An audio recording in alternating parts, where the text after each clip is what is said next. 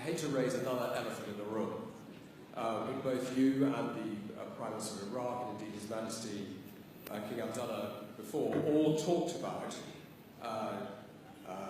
Daesh being un-Islamic. And I'm quoting here from an article in The Atlantic by a friend, which you're almost certainly familiar with. The reality is that the Islamic State is Islamic, very Islamic. Yes, it has attracted psychopaths and adventure seekers drawn largely from the disaffected populations of the Middle East and Europe, but the religion preached by its most ardent followers derives from coherent and even learned interpretations of Islam. And the article obviously goes on to advise us to base our strategy on countering Daesh with that understanding at its heart, and I invite you to comment on that.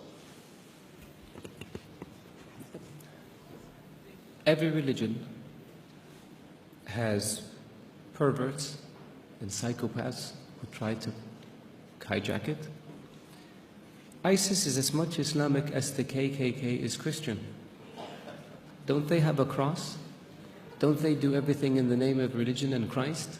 Don't they believe that Christ compels them to lynch and kill people of African descent? Can one really say that the KKK is a Christian organization? There are other groups that one can point to. There are other massacres that were committed in the name of keeping certain countries or regions clear of non-Christians. There are people like this also in the Jewish faith that have nothing to do with Judaism. There are people like this in the Hindu faith that have nothing to do with Hinduism. For anyone to argue that Daesh is Islamic is preposterous. In the Islamic faith, the Quran reveals that you have your faith and I have my faith. And you're free to practice your faith and I'm free to practice mine. What greater sign of tolerance and acceptance do you have than this? In the Islamic faith it says, he who kills an innocent soul is as if he has killed all of humanity. And he who saves an innocent soul is as if he saved all of humanity. What better example of compassion and mercy do you have than this? So if you look at what Daesh says and you say it's in the scriptures, doesn't the Old Testament say an eye for an eye and a tooth for a tooth? If somebody does it today, would you say they were Christian or they were Jewish? So I caution people, because it seems to have become almost novel. Not novel, it's become the flavor of the day to try to read things into Daesh or into Islam that are not there.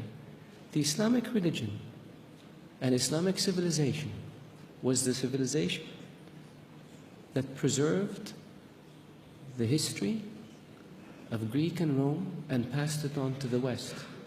Western civilization would not exist without the Islamic Arab civilization. The Islamic civilization and the Islamic Arab civilization was the civilization that connected China with Europe. So it was global. The point I made early on about being an intermediate civilization, this is what I mean. So if Islam was intolerant and Daesh represented Islam, would Islam have preserved Aristotle and Socrates and passed it on to the West?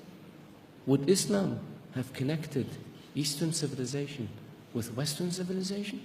Of course not. So I urge you, all of you, to be careful when it comes to making generalizations or to accepting generalizations that have no basis in fact. Thank you.